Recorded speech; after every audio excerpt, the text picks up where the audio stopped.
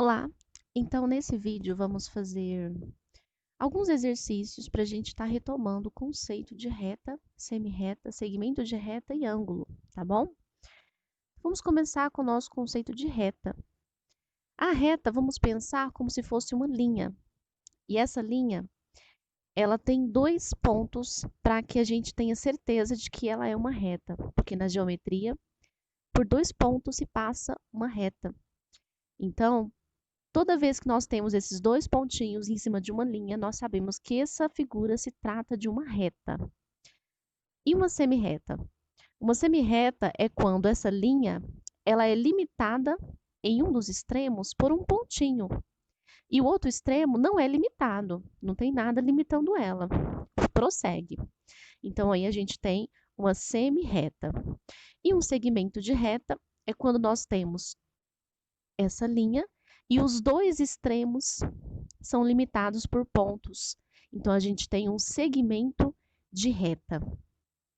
Tá certo? Para ver se vocês compreenderam, então, agora é a vez de vocês. Ligue cada figura ao seu nome. Nessa figura 1, a gente tem um pontinho no extremo e o restante não é limitado. Na figura 2, a gente tem uma linha e os seus dois extremos, essas duas pontinhas, são limitadas por pontos. E a terceira, a gente tem uma linha e dois pontos em cima dela. E ela não está limitada em nenhuma das extremidades, né? A gente vê que prossegue.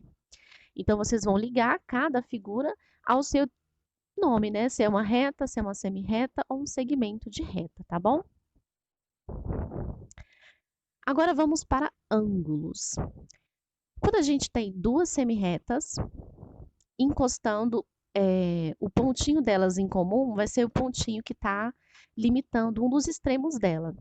Elas vão fazer uma abertura, e essa abertura a gente vai chamar de ângulo, tá bom? Esse espaço no plano, que é essa abertura, delimitado pelo encontro dessas duas semi-retas, a gente chama de ângulo, que no desenho eu coloquei de amarelinho aí.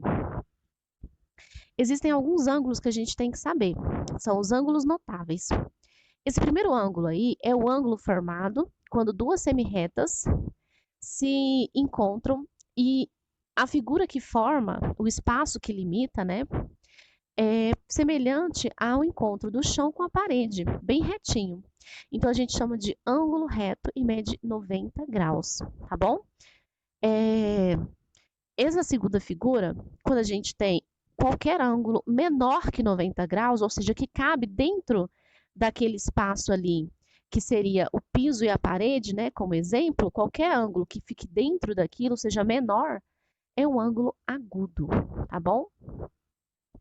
E qualquer ângulo que seja maior que 90 graus, que ultrapasse, né, o limite de 90 graus, como exemplo aí nessa figura, a gente chama de ângulo obtuso. E quando a gente tem um ângulo que ele fica semelhante a uma meia-lua, ou seja, dois ângulos de 90 graus, a gente chama de ângulo raso e mede 180 graus.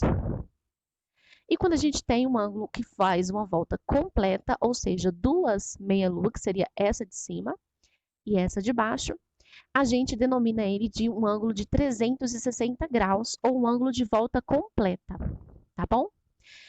Agora, para ver se vocês compreenderam de verdade, façam vocês. Ligue cada ângulo ao seu nome e medida. A gente tem uma figura 1, né, que é esse que está no primeiro quadradinho, a figura 2 e a figura 3. Aí vocês vão ligar se é um ângulo raso, de 180 graus, se é um ângulo agudo, menor que 90 graus, ou se é um ângulo reto, de 90 graus, tá certo?